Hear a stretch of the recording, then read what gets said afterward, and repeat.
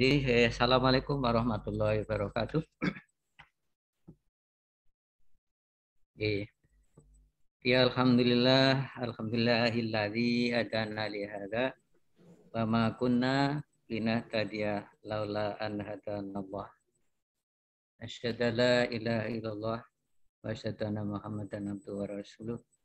Amma ba'du. Qala Allahu ta'ala fil Qur'an wal 'asri innal insana lafi khusrin illal ladzina amanu wa 'amilus solihati wa tawasau bil haq wa tawasau bis sabr. Bapak dan Ibu sekalian yang kami hormati, para alim ulama yang join di Zoom ini, Pak Ustadz Dr. Kiai Haji Masrur Anhar, kawan kami yang sudah 46 tahun ini ya, berjumpa lewat maya ya.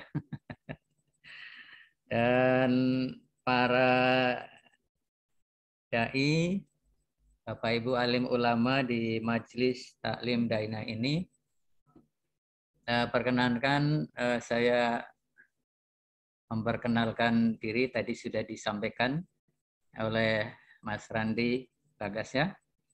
Jadi sejak perjalanan kami ke studi ini, masalah agama memang kami harus mengakui masih sangat kurang gitu. Jadi oleh karena itu dengan kesempatan ini dan di usia yang sudah cukup senja ini, alhamdulillah banyak yang mengingatkan seperti yang tadi saya sebutkan di ayat surat Al-Asr, bahwasanya karena waktu sungguh kita ini termasuk orang-orang yang rugi gitu ya.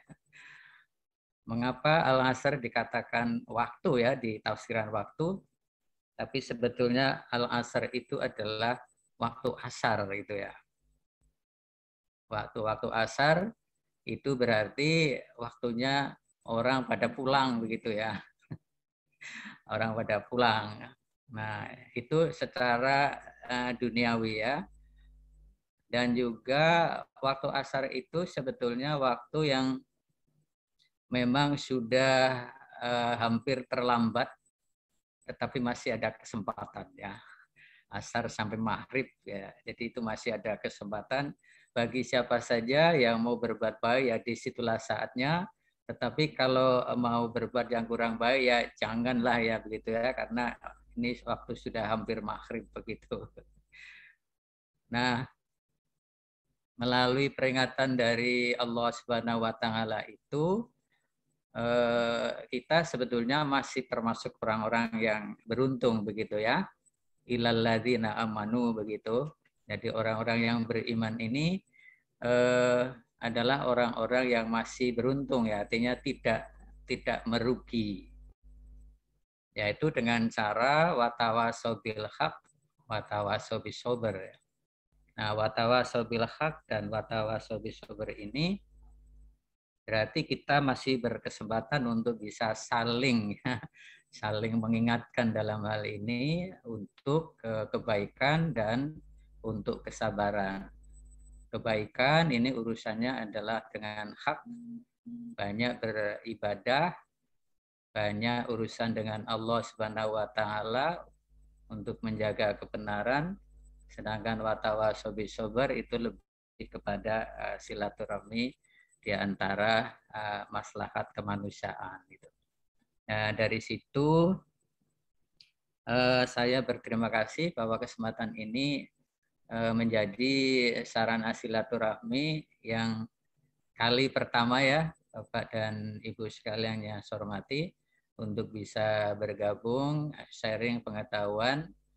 Nah, dikarenakan bidang saya memang lebih ke bidang pendidikan inklusif, maka yang ingin saya sampaikan sedikit terkait dengan disabilitas kaitannya dengan perspektif Islam gitu.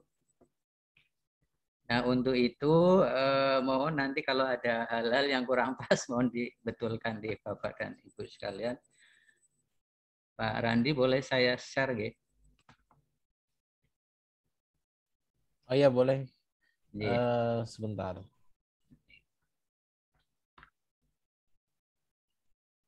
Izin Kiai, bisa dijadikan Pak Gunar Hadi sebagai co-host? Ini hostnya Pak Kiai. Oh, attendee.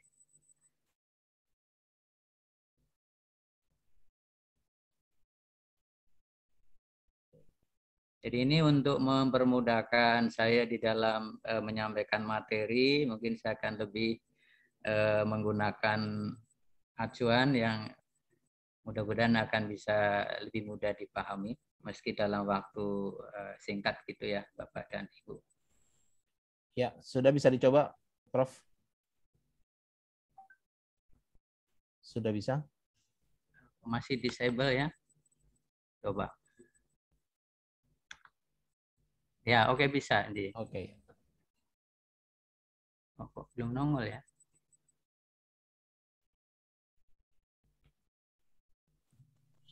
Alhamdulillahirrahmanirrahim. Assalamualaikum Pak Duta Besar kita hadir. Alhamdulillah ya Assalamualaikum Pak Duta. Oh ya, selamat datang Pak Dubes, Pak Sukmo.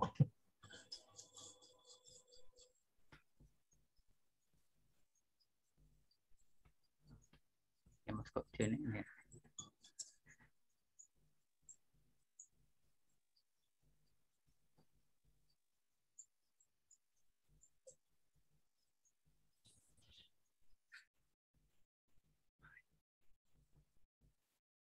Ya, sudah keluar, Prof. J, attendee.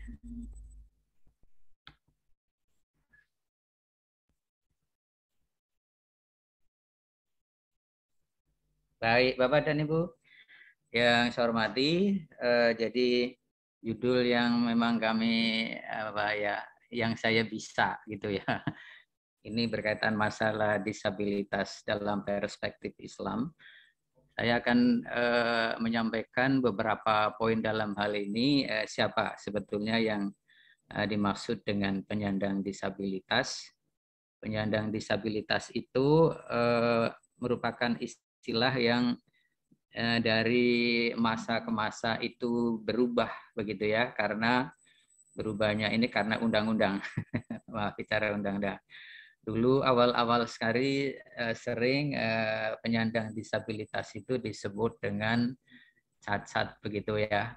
Nah, ketika kata-kata cacat kayaknya kok menyakitkan sekali begitu. Lalu berubah menjadi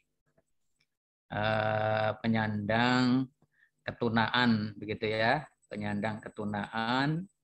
Terus sekarang dengan adanya berkembangnya pendidikan inklusi yang secara global, maka penyandang disabilitas itu kita sebut dengan anak berkebutuhan khusus gitu ya.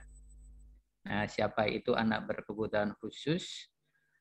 Itu adalah antara lain anak-anak yang mengalami hambatan penglihatan yang kita sebut dengan tunanetra begitu ya. Kemudian penyandang disabilitas tunarungu, disabilitas tunagrahita, tunadaksa gitu ya. Mungkin asing bagi Bapak Ibu, tapi netra itu berkaitan dengan visual atau penglihatan, rungu dengan pendengaran, grahita dengan intelektual, sedangkan daksa itu kaitannya dengan fisik. Nah, ini dalam perkembangannya ini ada istilah autis yang muncul marak ya, baik itu di Indonesia maupun di belahan bumi mana ini autis itu berkembang dan menjadi fokus bagaimana mengatasi, utamanya kaitannya dengan pendidikan untuk anak-anak autis begitu. Nah, di dalam dunia pendidikan itu anak berkebutuhan khusus disebutnya dikarenakan anak-anak ini memiliki kebutuhan yang berbeda dengan anak-anak lain pada umumnya begitu. Nah, kalau dari perspektif Islam ya, berkebutuhan khusus itu disebut dengan dungafa kalau tidak salah, duafa. Jadi orang-orang yang lemah artinya mereka ini memiliki kebutuhan yang sangat berbeda ya dengan kita.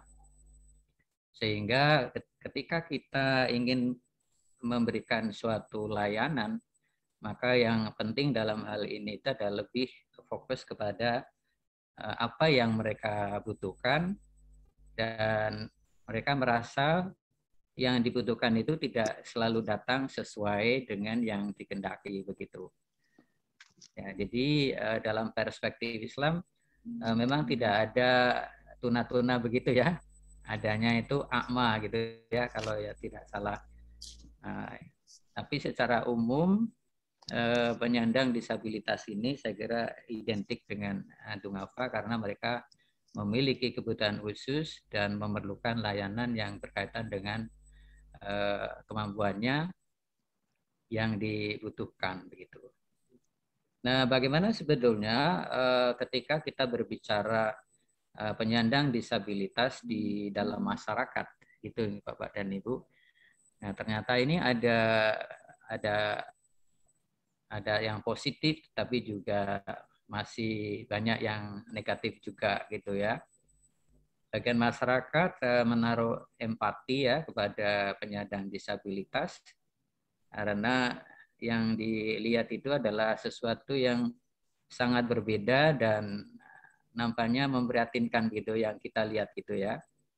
Ya mudah-mudahan apa yang dirasakan oleh penyandang disabilitas itu tidak demikian. Tetapi bagi beberapa dari kita itu memandang anak-anak berkebutuhan khusus atau penyandang disabilitas ini dengan rasa empati ya.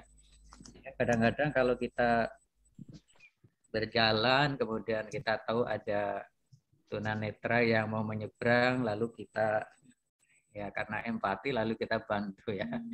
Padahal tunanetra sendiri itu malah justru nggak mau dibantu gitu. Tetapi ya itulah ya masyarakat tetap di situ ada rasa empati. Ini dari sisi positif gitu ya. Kemudian kalau dari ada juga ya yang mengagumi malah begitu ya. Jadi betapa penyandang tunanetra ini pernah saya berkomunikasi dengan penyandang tunanetra begitu. Nah, dia sedang asik memperbaiki radio yang rusak. Nah, radio yang rusak begitu. Nah, kita sendiri yang penglihatannya ya normal gitu ya, tidak bisa memperbaiki radio, tetapi ternyata tunanetra ini malah bisa memperbaiki radio yang rusak begitu. Terus bagaimana ya? Jadi apa yang digunakan? Padahal kabel-kabel itu tidak terlihat semuanya gelap ya. Tetapi ada kemampuan yang dimiliki karena kelemahan penglihatan, tapi sebetulnya di sisi lain itu ada potensi-potensi yang begitu melesat ya, begitu kuat untuk bisa merespon lingkungan ya, merespon alam, merespon pekerjaan dan sebagainya. Sehingga pantaslah ya kita mengagumi dan Tuhan memberikan kekuatan yang lebih ya. Jadi di samping kelemahan yang ada pada penyandang disabilitas ini sebenarnya ada potensi yang saya kira bisa luar biasa ya. Kalau kita bisa menggali potensi-potensi dan melatih mereka itu bisa juga menjadi orang-orang yang sukses begitu. Ya juga beberapa penyandang tunarungu kita tidak bisa membedakan mana tunarungu atau tidak ya ketika mereka ini di suatu perhelatan untuk menampilkan tari ya. Tari, tapi setelah dijelaskan oleh pemandunya bahwa penari-penari itu semuanya adalah tunarungu yang tidak bisa mendengar tapi tetap bisa mengikuti irama dari lagu yang diputar sesuai dengan gerakan-gerakan tari. Ini salah satu poin juga ya yang pantas kita Namun demikian di sisi lain masih juga banyak ya yang tidak peduli begitu ya. Mudah-mudahan bukan termasuk kita ini. Kita insya Allah adalah orang-orang yang bisa menaruh perhatian yang lebih gitu ya, baik itu empati atau mengagumi atau apa saja yang berkaitan dengan bagaimana kita menghormati sesama manusia ya, sesama makhluk Allah Subhanahu wa taala gitu. Jadi kasus-kasus tidak peduli banyak ya, tapi saya kira mungkin kita tidak perlu banyak di sini. Cuma ketika kita berbicara diskriminasi, ini banyak ya setting-setting yang bisa menjadikan penyandang disabilitas itu merasa kurang diperhatikan gitu ya. Diskriminasi di dalam pendidikan misalnya gitu ya. Ketika pendidikan inklusi itu belum berkembang ya di Indonesia ini, penyandang disabilitas yang mau masuk ke sekolah inklusi banyak dipertimbangkan gitu ya, banyak dipertimbangkan, banyak ditolak gitu ya, sehingga penyandang disabilitas ini sulit untuk bisa mendapatkan akses pendidikan yang equal ya dengan teman-teman lain pada umumnya.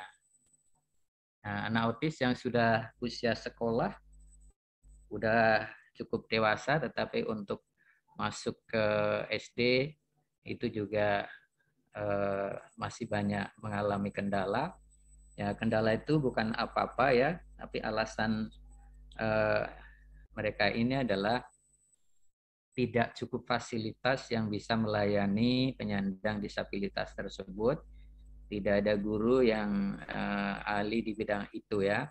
Nah, sehingga di situ akses pendidikan dan mungkin akses pekerjaan, akses sosial dan akses fisik bangunan dan sebagainya itu masih banyak dialami kendala-kendala yang saya kira ini kalau boleh dikatakan diskriminasi ya bisa, tetapi sebetulnya ada sikap-sikap yang empati ya diharapkan itu, hanya karena memang kondisi yang belum memungkinkan untuk bisa memberikan bantuan kepada mereka begitu.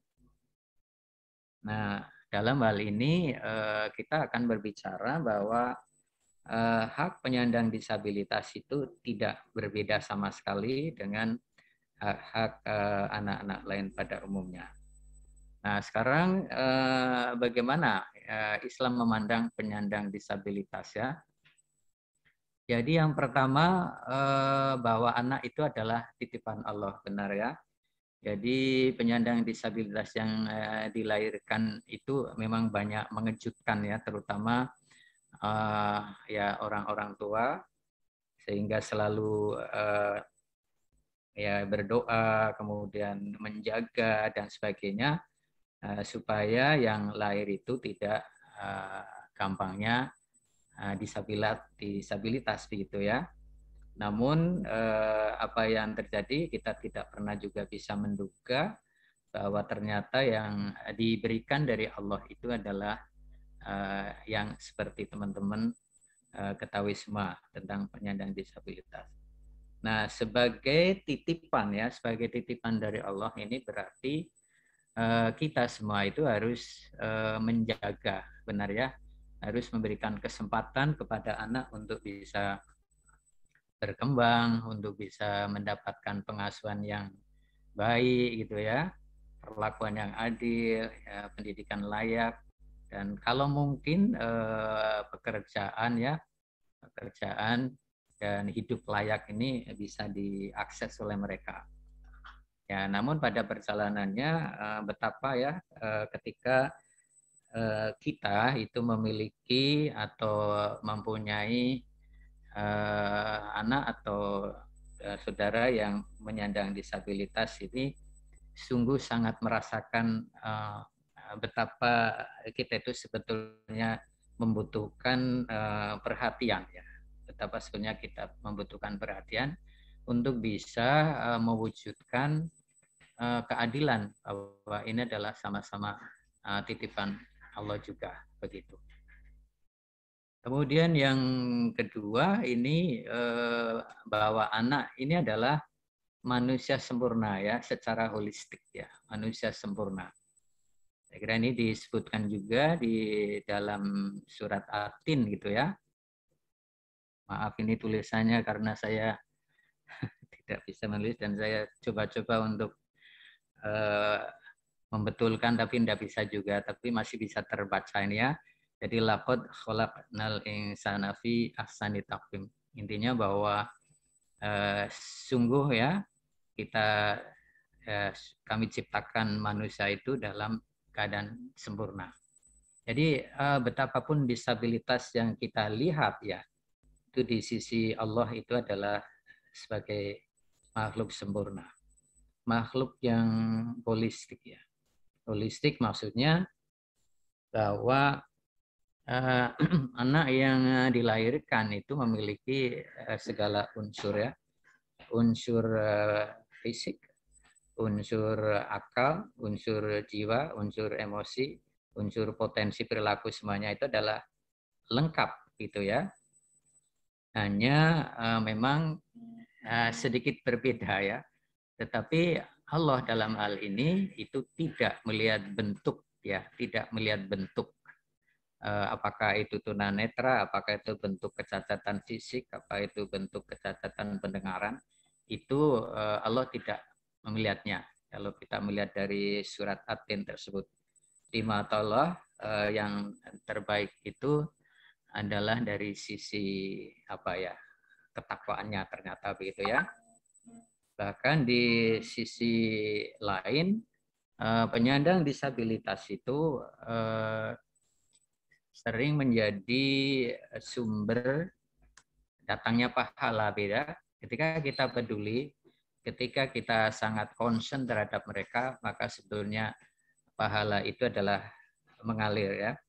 Jadi Tuhan memberikan suatu yang kita anggap sebagai suatu kelebihan untuk disantunkan ya kepada penyandang disabilitas, sehingga yang dirasakan mungkin bantuan itu tidak semata harus harta benda ya, tapi setidaknya kepedulian ya untuk bisa sama-sama merasakan betapa dan mungkin dicarikan solusi atau jalan keluar terhadap problem-problem yang dialami itu, saya kira sudah sangat melegakan dan itu adalah sumber pahala ya.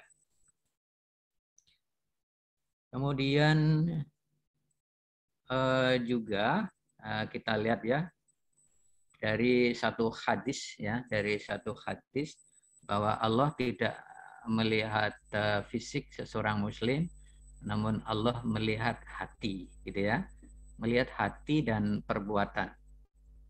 Ya, betapapun kita sempurna, lebih sempurna dibanding dengan penyandang disabilitas, tetapi ketika Allah melihat hati dan perbuatan kita itu tidak seperti yang diperintahkan oleh Allah, maka Allah akan kembalikan menjadi lebih jelek ya, lebih jelek. Fi ahsani taqwim sumarudatnahu asfala safilin. Itu kalau dilanjutkan dari surat At-Tin tersebut. Namun dari sisi ini kita akan mengungkap sedikit hadis yang diriwayatkan oleh siapa ini, Abu Hurairah gitu ya. Dengan Abi Hurairah, qala Rasulullah sallallahu alaihi wasallam, innallaha la yanzuru ila suharikum wa amwalikum wa a'malukum walaki yanzuru ila qulubikum. Itu hadis yang maknanya gitu ya, bahwa dari Abu Hurairah radhiyallahu anhu, Rasulullah Shallallahu alaihi wasallam bersabda, sesungguhnya Allah tidak melihat kepada bentuk dan harta kalian, akan tetapi Allah melihat kepada hati dan perbuatan kalian. Jadi riwayat Muslim ini ya.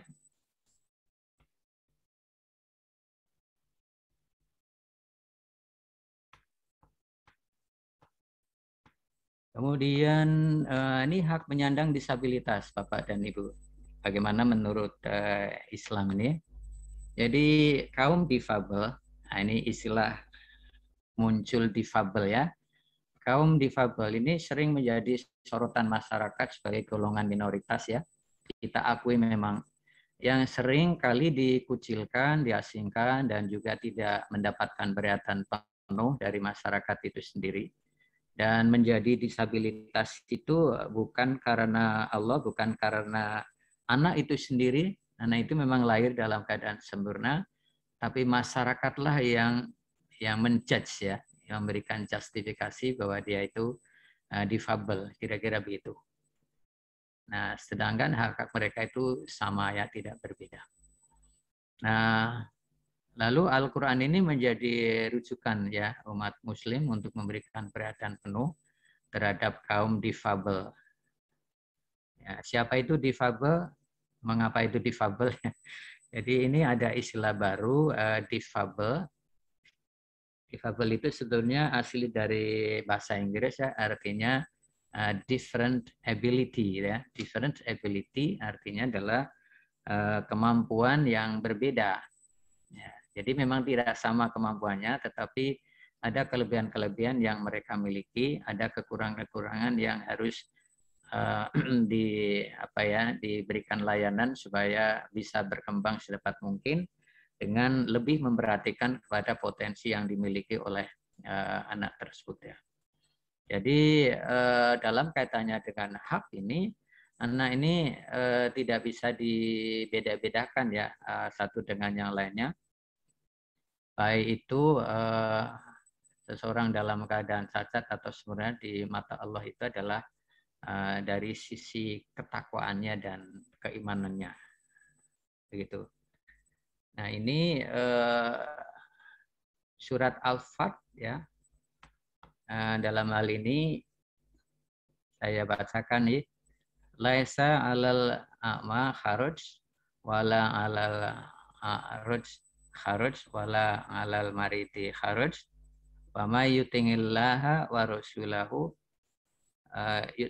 yudkhilhu jannatin tajri min tahtihal anhar wa may yatawalla yu'adzibhu adzaban alimah. Itu. Jadi itu yang dinilai adalah ketakwaannya ya.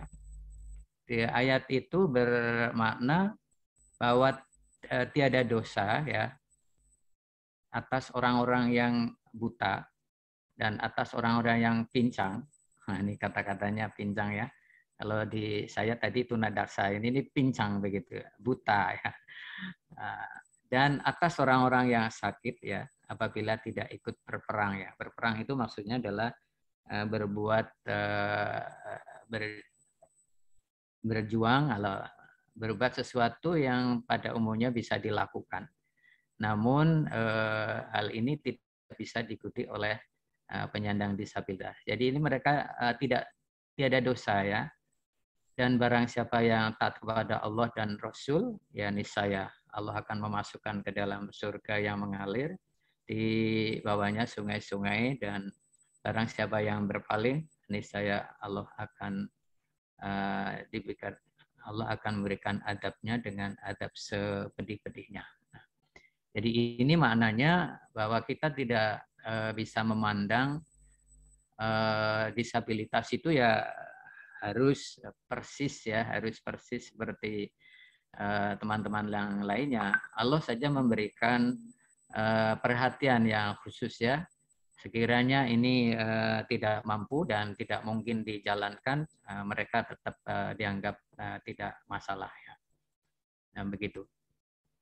Nah, sekarang sedikit nafas inklusi ya. Jadi nafas inklusi ini saya kira sangat sejalan ya dengan ajaran Islam ya, agama dalam hal ini, bahwa nafas inklusi itu ada 3 hal ya, ada 3 hal yang kita perhatikan itu, bahwa ayat-ayat yang tadi saya bacakan ini pada prinsipnya itu adalah Al-Quran ini memberikan perlakuan kesetaraan ya terhadap semua orang, meskipun secara fisik itu memiliki keterbatasan ya, baik dari sisi hukum, dari sisi sosial, dan dari sisi pendidikan.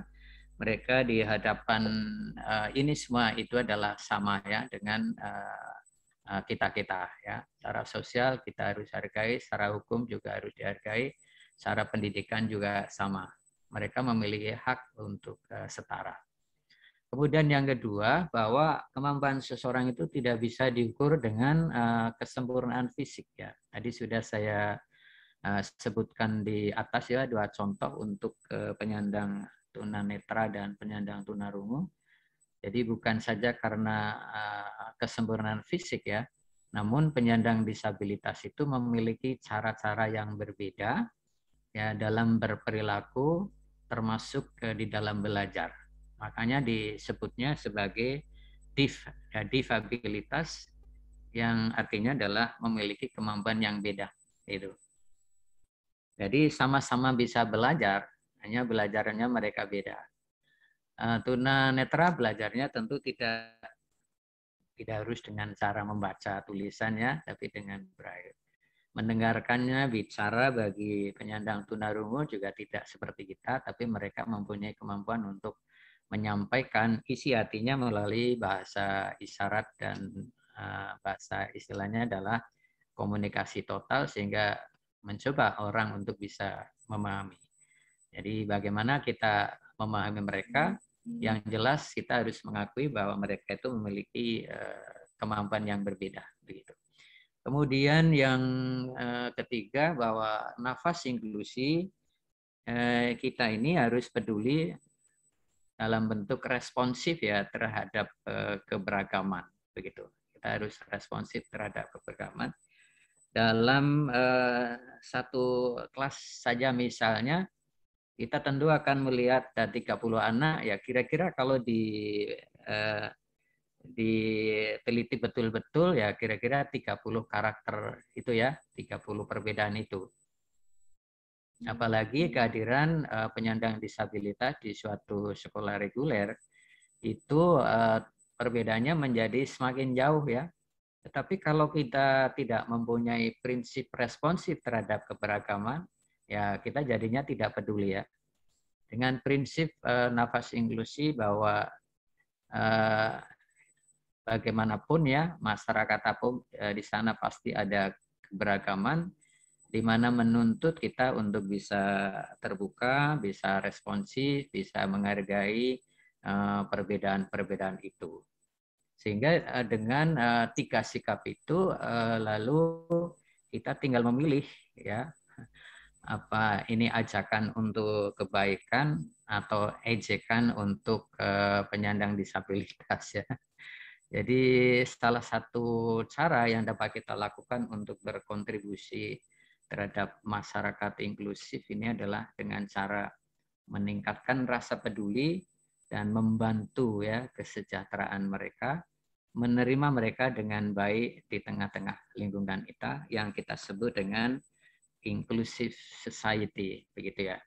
Untuk menjadi inclusive society, maka di sini yang saya tulis biru adalah merupakan kesimpulan mendidik dengan hati, keterbatasan fisik bukanlah penghalang untuk meraih prestasi. Ini adalah nafas inklusi ya. Jadi ketika kita menghadapi penyandang disabilitas dalam kaitannya masyarakat umum, maka yang penting itu adalah 3 poin tadi adalah hati ya, karena hati atau kolbu itu yang diakui oleh Allah sebagai manusia yang sempurna, tidak dipandang keterbatasan fisiknya, tetapi adalah hatinya gitu.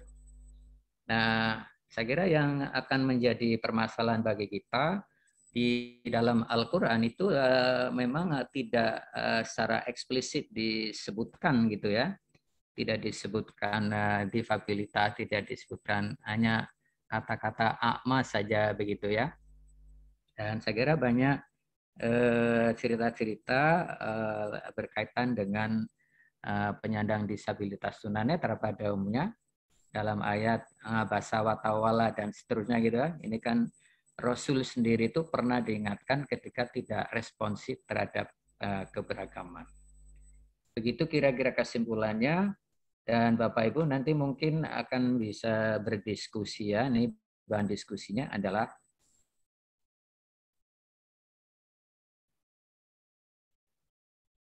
ini Bapak Ibu, yatim dan disabilitas. Yang disebutkan dalam Al-Quran itu memang yatim, banyak ya disebutkan di sana, termasuk bagaimana mereka disejahterakan, bagaimana mereka harus diperhatikan, karena sebetulnya yatim dan disabilitas itu sebenarnya mempunyai hak bagian ya dari kita-kita, ya dari kita-kita. Nah, monggo ini sebagai bahan diskusi, tetapi bahwa yatim dan disabilitas itu mungkin dalam kategori kita itu adalah sama-sama du'afa begitu. Itu saya kira Bapak dan Ibu sekalian sekedar pengantar diskusi ya. Bapak Ibu mungkin waktunya hampir habis gitu ya. Monggo saya kembalikan ke Pak Randi. Monggo. Nuhun. Assalamualaikum warahmatullahi wabarakatuh. Waalaikumsalam warahmatullahi wabarakatuh. Baik, terima kasih Prof.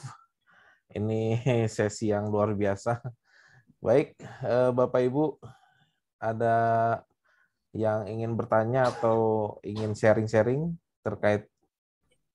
Assalamualaikum warahmatullahi wabarakatuh. Waalaikumsalam warahmatullahi wabarakatuh. Sanusi di Pemulang, Mas Randi. Silakan Pak Sanusi. Pemulang, ya, Pemulang. Pak, ya, saya memang mengetahui penyandang disabilitas dan difabilitas ini sewaktu dulu ada Profesor Dr. Haryono Suyono punya yayasan menangani, mengelola disabilitas dan difabilitas ini. Di satu perguruan tinggi, ini Pak Ustadz pembicara tadi Pak Sosia, di satu perguruan tinggi di Jakarta Barat, ada yang kemampuan yang berbeda ini, dia ahli IT, ahli komputer, bahkan dia bisa merakit sebuah radio, bahkan dia menjadi prestasinya luar biasa di satu pabrik radio di Bekasi. Nah, kemampuan yang berbeda inilah yang saya rasa perlu untuk katakanlah ada pembinaan lanjut begitu. Apakah mungkin dengan kondisi yang begini, Pak, kita punya katakanlah ada kepedulian untuk membina dari orang-orang tua atau para sepuh yang sudah disabilitas dan difabilitas ini. Terima kasih. Terima kasih. Assalamualaikum warahmatullahi wabarakatuh. Waalaikumsalam warahmatullahi wabarakatuh. Mau ditanggapi langsung, Prof, atau kita 3 penanya dulu? Ya, monggo. Saya kira mungkin ditambah dulu. Bu Rina, silakan. Bu Rina Raflina.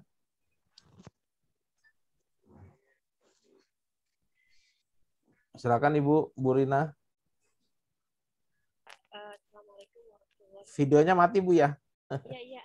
Waalaikumsalam warahmatullahi wabarakatuh. Pengalaman saya di masyarakat ya Pak, di sekolah umum, kebanyakan guru tidak welcome terhadap anak-anak yang berkebutuhan khusus. Misalnya, contohnya saya punya anak saya sebenarnya nggak cacat tapi hiperaktif. Jadi agak berbeda dengan anak-anak yang lain. Itu gurunya pernah bilang sama saya, ini saya sedih jadinya. Kenapa anaknya nggak disekolahkan di tempat sekolah khusus? Padahal anak saya itu mampu, Pak. Anak saya umur 9 tahun, kelas 5. Sedangkan temannya itu umur 11 tahun. Itu saya bilang, saya mengerti aturan gitu ya, bahwa ada di undang-undang bahwa sekolah itu harus menerima anak yang berbeda, setidaknya satu di dalam kelas, supaya pertama anak-anak yang normal itu tahu bahwa dalam kehidupan ini ada loh anak-anak yang berbeda dari dia. Dan dia juga tidak merasa lain dari anak yang lain. Tapi kualitas guru-guru kita tidak begitu welcome terhadap anak-anak yang berbeda. Tuh saya lihat prestasi anak saya juga tidak kurang gitu dari anak-anak yang yang normal gitu. Terbukti anak saya umurnya 9 tahun kelas 5, temannya umurnya 11 tahun gitu. Nah, ini yang kurang di dunia pendidikan kita, mendidik guru untuk bisa welcome terhadap anak-anak yang berkebutuhan khusus di sekolah umum gitu. Ketika gurunya bicara begitu, hati saya sedih gitu. Kok guru seorang pendidik dia kan belajar psikologi anak, tapi tidak begini. Ini mungkin yang perlu dibenahi juga di sistem pendidikan kita. Saya kira begitu, Pak. Terima kasih. Terima kasih, Bu Rina. Ya. Baik, mungkin dua dulu, Ji. Dua dulu, silakan, Prof. Baik, jadi dari Pak Sanusi, terima kasih Pak Sanusi atas pengalamannya untuk bisa menunjukkan bahwa pengertian difabilitas itu saya kira akan lebih cocok dibanding dengan disabilitas itu ya. Karena ketika kita menggunakan disabilitas itu memang itu judgement-nya adalah judgement tidak bisa begitu ya. Tapi dengan difabilitas ini berarti memang beda. Benar ya, Pak Sanusi? Jadi banyak sekali ini ya penyandang tunanetra terutama yang bisa memiliki keahlian justru malah jauh lebih bagus dari ya teman-teman lain pada umumnya. Nah ini yang saya maksud dengan mengagumi begitu Pak Sanusi. Dan saya kira saya setuju memang harus ada lembaga yang mungkin lebih concern ya untuk bagaimana para penyandang disabilitas itu setidaknya itulah diperhatikanlah begitu ya untuk bisa mendapat haknya. Pak Sanusi saya setuju sekarang ini perguruan tinggi populer di Indonesia ini sudah membuka diri ya Pak Sanusi untuk penyandang disabilitas dengan kelebihan-kelebihannya. Ada memang diberi jalur khusus yang perlakuan untuk mengikuti tes yang juga beda, kemudian untuk menentukan pilihannya ya pilihan yang sesuai dan sebagainya. Itu beberapa perguruan tinggi terkenal ya itu sudah melaksanakan yang kita sebut dengan pusat penanganan disabilitas ya atau PSLD, pusat layanan disabilitas. Jadi hampir semua perguruan tinggi yang sudah menaruh perhatian terhadap difabilitas itu tadi memang sudah membuka pusat studi namanya ya, pusat studi layanan disabilitas. Nah disitulah sebetulnya mengajak masyarakat untuk semakin menaruh perhatian, semakin peduli terhadap potensi-potensi yang dimiliki oleh penyandang disabilitas itu. Itu kira-kira Pak Sanusi saya kira searah aja. Kalau tadi yang saya contohkan dandani radio, ini IT loh gimana ya. Nah, ini yang kita kagumi sebetulnya siapa? Ya kemampuan dia sendiri ya.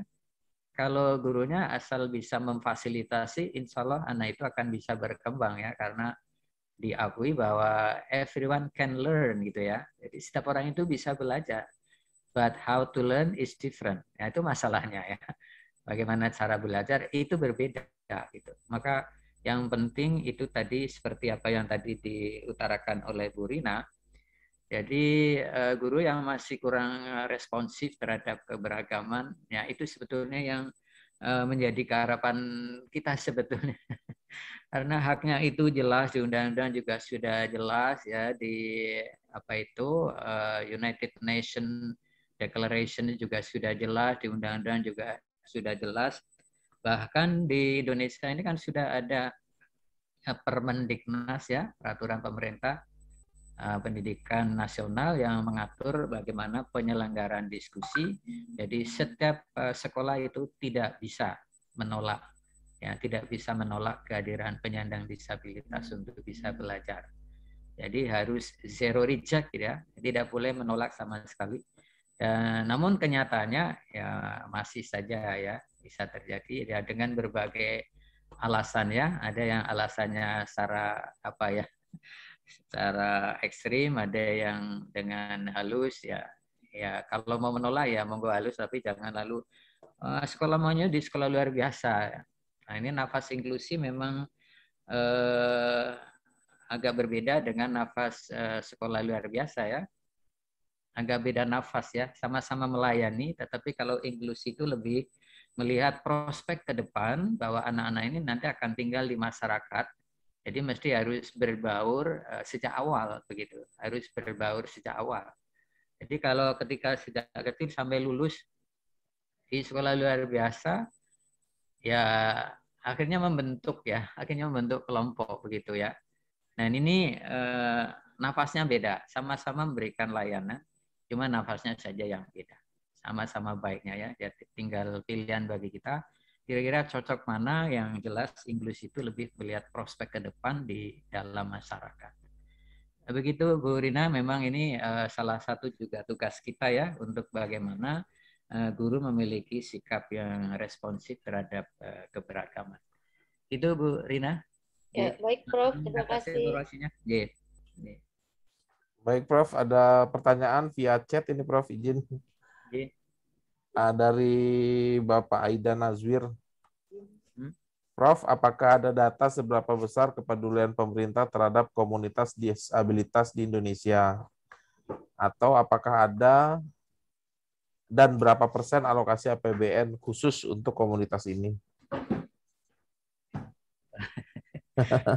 Ya, kebetulan ini dalam bidang anggaran ini saya tidak begitu paham ya, tapi undang-undang itu mungkin karena saya belum baca banyak ya, tetapi undang-undang itu mengatakan kalau di sekolah inklusi itu setidaknya 1 kursi untuk 1 sekolah ya, 1 kursi untuk 1 ruang, maaf itu ya. Nah, untuk bidang pekerjaan itu ada alokasi 2%. Kalau sekarang ini sekira 2% dari total populasi begitu. Jadi kalau menerima pekerjaan ini dari 100 orang di perusahaan itu adanya ada 2 orang yang dilibatkan di dalam perusahaan itu untuk bisa mendapatkan pekerjaan. Itu yang saya tahu begitu Pak Nasir. Mohon maaf, tapi nanti mungkin Bapak bisa mencermati lebih dari situ karena berkaitan dengan anggaran, saya kira pemerintah juga sudah peduli sebetulnya ya, sesuai dengan undang-undang yang diberikan. Ketika itu diberi untuk menganggar, ini saya kira sudah masuk di Direktorat PMPK kalau tidak salah itu. Alokasinya sudah dialokasikan ke situ untuk pendidikan masyarakat dan pendidikan khusus kalau tidak salah. Jadi alokasi. Tapi berapa persennya, maaf tidak begitu paham ya Pak Sanusi. Begitu Pak Randi dan Pak Sanusi. Baik Prof, terima kasih. Baik Bapak Ibu, mungkin 1 atau 2 penanya lagi. Dipersilakan. Atau ada yang ingin memberikan sharing-sharing seperti Bu Rina juga boleh. Assalamualaikum. Waalaikumsalam warahmatullahi wabarakatuh. Ustadz, silakan Ustadz. Iya, Pak Prof, mau bertanya Pak Prof. Ya, tentang penyandang disabilitas ini yang orangnya ini bawaan dari lahir ya. Saya pernah ngajar juga ini untuk berbicara itu agak susah. Kemudian ingatannya itu juga sangat cepat sekali lupanya. Baru tadi belum sampai 10 detik itu sudah lupa lagi. Iya, apakah ini yang bawaan dari lahir ini bisa berubah dengan metode-metode tertentu misalnya? Iya. Jadi itu pertanyaan yang sulit ya Pak Nurul. Iya, jadi begini Bapak dan Ibu, jadi bisa berubah, cuma tidak secepat seperti anak-anak yang normal maksudnya begitu ya.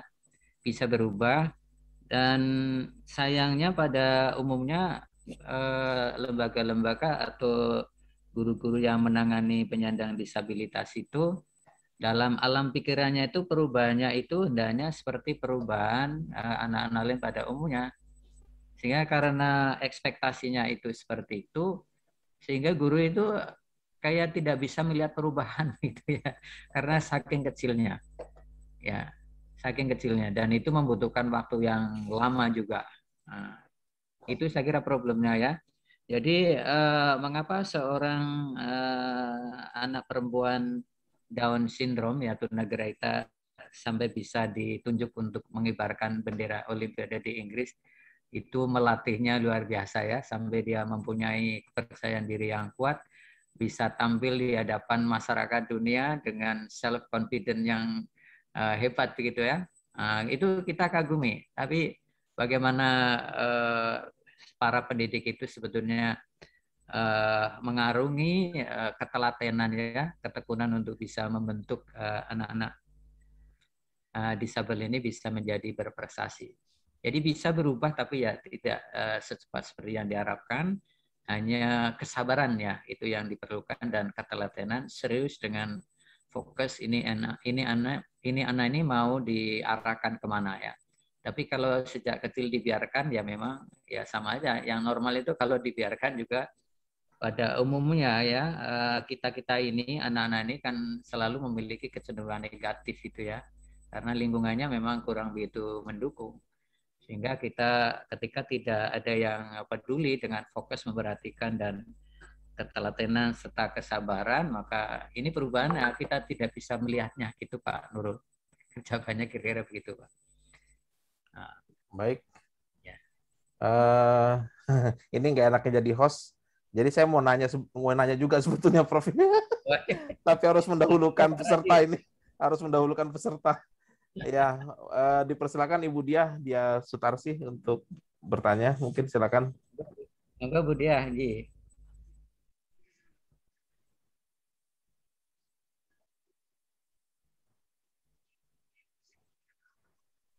Iya Bu, silakan Bu.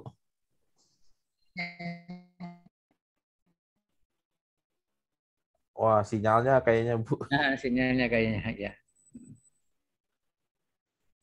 Assalamualaikum warahmatullahi wabarakatuh. Waalaikumsalam warahmatullahi wabarakatuh. Ya, ingin saya tanyakan Prof, langsung aja.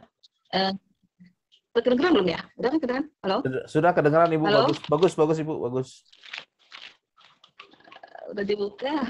Ya. Ya. Kedengeran Mas Randi? Sudah Bu Dia. Silakan. Iya. Ini Prof, saya ingin tanyakan kan di disabilitas atau disabel itu ya, saya dan waduh, saya hilang. Mati ya. Ini rezeki saya nih, atau ada yang lain, ada yang mau bertanya? Silakan. Bapak Ibu ada? Nah, Mas Randi. Siapa? Kalau boleh saya. Oh, Prof Bambang. Silakan Prof. Iya, Prof Bambang. Iya, Pak Bambang. Terima kasih. Mungkin apa pertanyaan atau bukan? Saya baru aja masuk. Iya. Saya ingin hanya membuat semacam statement lah. Kita harus itu malu sebagai orang yang lengkap organ tubuh kita sama orang yang penyandang disabilitas. Contoh sangat banyak sekali orang yang punya kekurangan fisik, biasanya dia punya kelebihan fisik. Contoh kalau saya pernah ke lampu merah Kuningan di Jakarta Selatan itu, di Kasih Kait, ada orang yang tangannya cuma dua-duanya cuma setengah-setengah. Iya. Kali kita beri dia uang, dia menolak mentah-mentah. Bukan pengemis. Saya berusaha jual ke orang, kalau Bapak mau beli boleh, enggak apa-apa. Saya bukan mentah-mentah. Itu kan orang yang kalau psikisnya bagus, maka semua bisa diusahakan. Sementara banyak kita yang fisiknya lengkap, tapi senang dia meminta-minta yang dengan cara apa saja bentuknya. Jadi memang Allah tidak cukup adil. Orang yang penyandang disabilitas itu biasanya punya kelebihan. Contoh yang mungkin tunanetra baca Qurannya fasih, hafal banget, Betul. suaranya bagus. Nah, mestinya kita orang yang fisik kita sempurna ini belajar dari mereka, jangan kalah sama mereka. Ya. Jadi kita utamakan psikis kita bagus, insya Allah walaupun fisik kita lemah atau apa, insya Allah masih bisa kita hidup. Betul. Benar nggak itu, Prof, yang statement saya itu? Terima kasih. Baik, Prof. Bambang, terima kasih atas statementnya. Jadi ini sebagai penguat saja ya, Prof. Bambang ya. Sebagai penguat ya, kadang-kadang malah kekurangan yang ada pada kekurangan fisik yang ada penyandang disabilitas itu dimanfaatkan oleh orang-orang biasa dengan cara bahasa Jawanya membo-membo tunadaksa begitu ya, untuk alasan minta-minta ya. Memang itu aneh sekali ya, Prof. Bambang. Betul ya, terima kasih atas penguatannya, Prof. Bambang. Mudah-mudahan kita itu semakin semakin meningkat keimanan kita dengan mewujudkan untuk responsif terhadap keberagaman. Itu Pak Randi, mungkin tidak overtime ya Pak.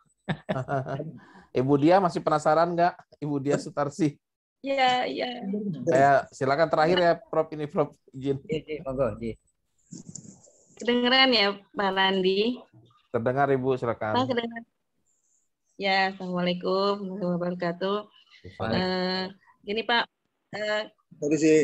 menurut atau saya tanyakan masalah di disabilitas atau difabel ini, kan itu orang yang kekurangan tunarungu tadi, tunadaksa, tunawicara gitu kan ya. Nah, apakah kalau yang kebutuhan khusus kayak autis atau hiperaktif itu dimasuk orang yang difabel gitu atau disabilitas gitu kan ya. Nah, itu kan sepertinya ayat surat Atin ya, itu bahwa Allah menciptakan manusia itu kan dalam keadaan sebaik-baiknya gitu. Betul. Jadi mungkin kalau misalnya kalau menurut saya atau hiperaktif atau autis itu mungkin karena mungkin kebanyakan kadang-kadang anak autis, anak dan hiperaktif ini lebih pinter gitu kan. Seperti tadi Bu Rifani mungkin lagi hamilnya kebanyakan vitamin sehingga ini gitu kan otaknya lebih ini gitu, lebih cerdas atau gimana gitu kan. Cuman ya efeknya ke situ akhirnya gitu kan, ke autis atau ke terlalu hiperaktif. Jadi ini termasuk sebenarnya disabilitas atau bukan, Pak? Iya. Jadi ini ada historis yang sedikit ini ya. Ada dua sisi Bu yang bisa saya sampaikan di situ. Jadi yang pertama seperti anak-anak hiperaktif, anak-anak yang sulit bidang matematik ya, bahasanya bagus tapi matematikanya jeblok dan sebagainya, tulisannya gede-gede ya. Kemudian apalagi hiperaktif di kelas begitu ya. Nah ini contoh-contoh seperti itu menurut historis perkembangannya itu disebut dengan learning disability yang ditemukan oleh Samuel Kirk ya tahun 1963 kalau tidak salah itu. Jadi untuk mengkategorikan anak-anak yang sebetulnya tidak seperti tunanetra, tidak seperti tunarungu dan sebagainya, tapi mereka ini mengalami maladaptation ketika belajar dengan teman-teman yang lainnya, sehingga sering menimbulkan emosi gurunya gitu ya. Sehingga layanannya itu menjadi diskriminatif begitu. Itu satu ya. Yang kedua, sekarang ini orang-orang tua, guru-guru mudah-mudahan ketika mendapatkan murid yang kayak tulisannya gede-gede, hiperaktivitas dan sebagainya, itu sekarang malah justru diupayakan untuk bisa direngkuh, karena sebetulnya anak-anak ini kalau diyakini tadi Ibu Rina juga sudah mengatakan ya, jadi teman-temannya yang biasa-biasa itu umur 11 tahun, padahal dia sendiri itu 9 tahun, tetapi kemampuannya kan sudah sama gitu ya. Nah, artinya sebetulnya yang dikatakan dengan learning disability itu anak-anak yang demikian sering memiliki IQ yang di atas normal gitu. ya bahkan superior, bahkan jenius ya. Saya kira Bapak Ibu selalu membaca ya kisah-kisah penemu dunia, penemu listrik, Albert Einstein dan sebagainya. Ini ada pada waktu perjalanan belajarnya mereka tidak diterima Bu di sekolah-sekolah itu, sehingga orang tuanya pun juga judik memikirkan itu. Tapi di situ ada potensi yang luar biasa yang terpendam begitu. Jadi sekarang ini perhatian guru mudah-mudahan sudah mulai berubah ya, tidak menyia-nyiakan anak-anak yang demikian, karena di masa tertentu nanti dia akan menjadi orang-orang yang luar biasa juga. Gitu. Mudah-mudahan. Jadi tinggal bagaimana kita menyadari penuh bahwa potensi anak ini benar-benar luar biasa ya, pantas kita kagumi. Begitu Bu dia menurut apa yang saya ketahui Bu. Okay. Jadi monggo Bapak Ibu, Bu Rina itu ya enggak usah khawatir, enggak usah cemas. Nanti tolong disampaikan juga pada teman-teman untuk bisa jangan meremehkan gitu ya anak-anak yang demikian begitu. Karena ada potensi di balik itu yang luar biasa ya. Itu Bu Dia, matur nuwun. Monggo Pak Randi. Baik, terima kasih Bapak Ibu yang sudah berkontribusi aktif pada sore hari ini. Mungkin untuk penutup dari Kiai Masrur ada tambahan, Kiai? Yeah. Masih di mute, Kiai, izin. Saya cerita pengalaman dikit aja. Kira-kira 15 tahun yang lalu lah kira-kira itu ya. Saya itu diminta ceramah di acara peresmian gedung Yayasan Penyandang Cacat di Jakarta itu. Ya, saya membayangkan bagaimana cara ceramah saya itu kan.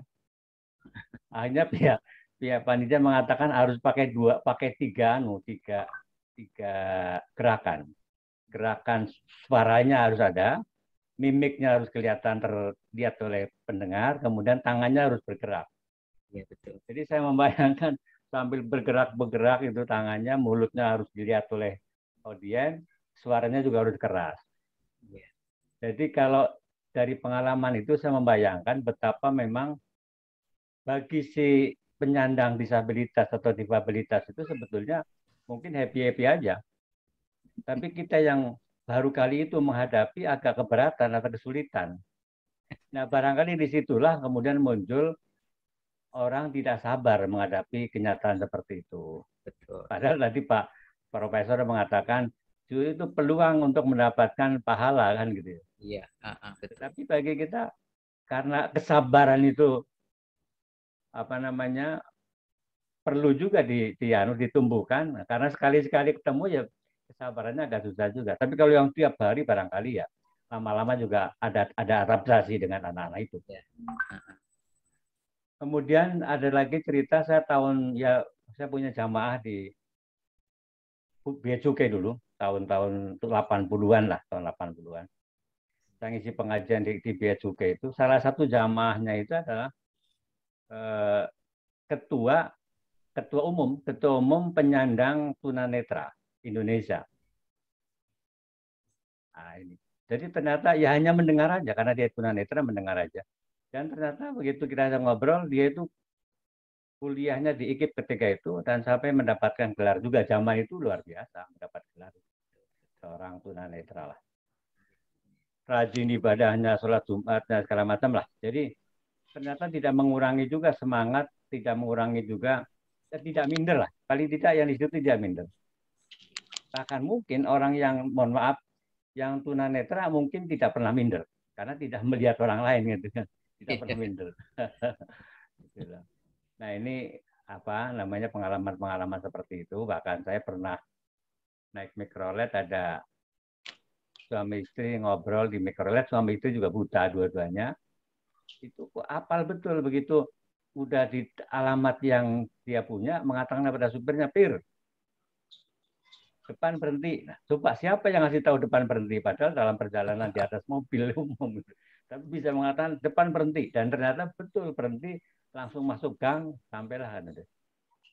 Jadi Bapak Ibu yang saya hormatin, terima kasih kepada Pak Profesor Gunar Hadi yang sudah berkenan menyampaikan tausiah kaitan dengan difabel ini dalam perspektif Islam. Mudah-mudahan kajian seperti ini bisa dilanjutkan lagi, Pak Prof.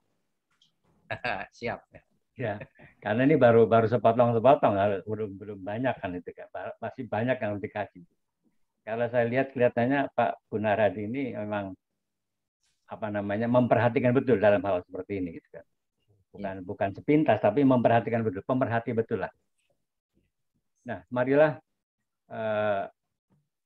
kita song-song pengajian Daina yang terus kita akan laksanakan tiap hari Rebo dengan semangat, dengan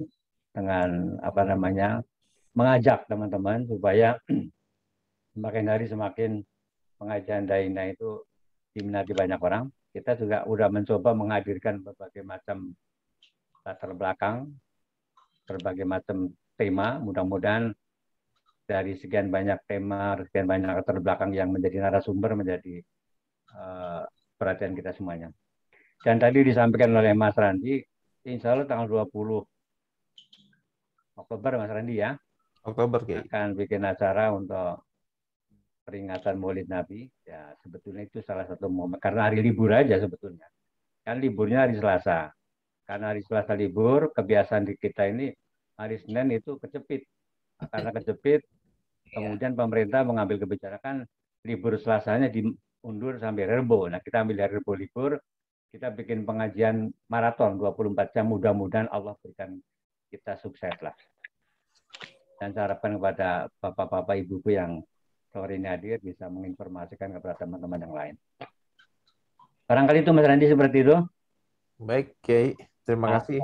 Pak Profesor Gunarhadi dan bapak-bapak yang lain. Assalamualaikum warahmatullahi wabarakatuh. Assalamualaikum warahmatullahi wabarakatuh. Prof. Gunarhadi, ada closing statement, Prof? Silakan. Ya. Oke, jadi seperti yang saya sampaikan di depan itu dalam surat Al-Asr itu ya. Jadi kita tetap berkomitmen bahwa kita ini merupakan pengecualian dari orang-orang yang rugi begitu ya. Sehingga kita teruskan melalui silaturahmi untuk bisa watawasau bil haq dan watawasau bis sabr. Itu Pak closing statement saya. Baik. Oke, matur nuwun. Ya. Baik, terima kasih banyak Prof. Gunarhadi. Sesi sore ini saya bisa bilang sesi yang emas sekali ya. Saya terenyuh karena memang ada orang di sekeliling kita yang juga mengalami disabilitas begitu. Baik, Bapak Ibu yang sudah hadir, terima kasih. Sampai ketemu lagi di pengajian Rebuan Daina minggu depan, dan jangan lupa hari esok ada rilis survei ya, pukul 2 hari Kamis besok. Lalu hari Sabtu ada kajian ngopi secangkir kopi, ngaji secangkir kopi bersama Ustadz Zulfi Syukur berkaitan dengan tafsir asas. Dan tentunya sekali lagi diingatkan, siap-siap untuk tanggal 20 ada sesi yang luar biasa dari kajian Daina yang ke-1000. Baik, kita tutup pengajian Rebuan Daina. Ya, Pak Amin, silakan. Untuk Sabtu ada kopinya nggak? Iya, kopinya ada. Minta di rumah masing-masing, Pak Amin. Gimana sih? Tahu kopi bareng. Nah, ya nanti saya siapin kopi lah, fotonya aja deh. Iya, biasanya kita saling pamer tuh, ada yang Toraja, ada yang mana ya? Garut dong, kopi Garut. Kopi Garut, mantap. Baik, kita tutup dengan nafas hamdalah. Alhamdulillahirrahmanirrahim. Istighfar, astagfirullahaladzim. Dan doa penutup majelis. Subhanaka Allahumma wa bihamdika asyhadu an la ilaha illa anta astaghfiruka wa atubu ilaik. Wabillahi taufiq wal hidayah. Assalamualaikum warahmatullahi wabarakatuh. Waalaikumsalam warahmatullahi wabarakatuh. Terima kasih Prof. Gunarhadi, terima kasih. Prof. Bambang, terima kasih Prof. Bambang. Terima kasih Mas Randi. Terima kasih Ibu yang datang, semoga sehat. Ustadz Nurul Hudaini, terima kasih. Pak Sanusi, terima kasih. Terima kasih semuanya. Terima kasih Prof. Ya. Sanusi jenggotnya ini yang tambah panjang ini. Terima kasih. Oh, Pak Yai Masrur, terima kasih. Sama-sama ya. Ya, Pak Haji Masrur, kita libatkan teman-teman yang kita kenal nih. Tadi saya mau share ke WA, tapi ini linknya kok tidak bisa terkirim. Lain kali ya. Ada rekamannya, Pak Prof. Ada rekamannya, nanti kita share ke. Oh, begitu ya. Baik-baik. Jadi nanti rekaman aja yang kita sampaikan ya. Selalu rekam, kemudian kita sebarkan via YouTube. Salam. Sekali lagi terima kasih atas silaturahminya. Kita yakin bahwa kita akan menjadi suatu kesatuan yang beritikat fisabilillah gitu ya. Amin. Amin. Perkenalan kami ya. Salam untuk Bu Umini dari Karangsambung. Makasih. Subhanallah ketemu. Alhamdulillah. Temen. Terima kasih. Salam buat Ibu di rumah. Ya, nanti saya sampaikan juga sama ya untuk keluarga Ibu. Iya, terima kasih. Saya live Bapak dan Ibu. Baik, Prof. Terima kasih, Prof. Ya, ini waktu pulang ya Al-Ngasr tadi. Betul. Mas Randi, kapan kita ketemunya untuk offline? Untuk membicarakan tanggal 20 itu. Mangga, Kiai, saya bebas-bebas saja. Hari aja, Pak. Hari Jumat aja ya. Besok. Jumat, insya Allah, Kiai, insya Allah. Jumat besok habis Jumat ya. Habis Jumatan ya. Ya, insya Allah. Itu untuk rapat semua Daina atau? Daina aja. Jangan ya Mas Randi kan, panitia. Oh, panitia atau pengurus ya. Daina? Ya, panitia dulu. Oh iya. Oke. Hari Jumat ya? Oke, ya. Ya. Habis Jumat insya Allah. Mudah-mudahan nanti ada pemberitahuan lah. Ya. Makasih, Pak. Terima kasih semuanya. Ya, Kiai. Ya, sama-sama, Pak. Bu Mini. Pamit Pak Randi, Ya, Pak Ustadz Mansur ya. Assalamualaikum warahmatullahi wabarakatuh. Ya, terima kasih.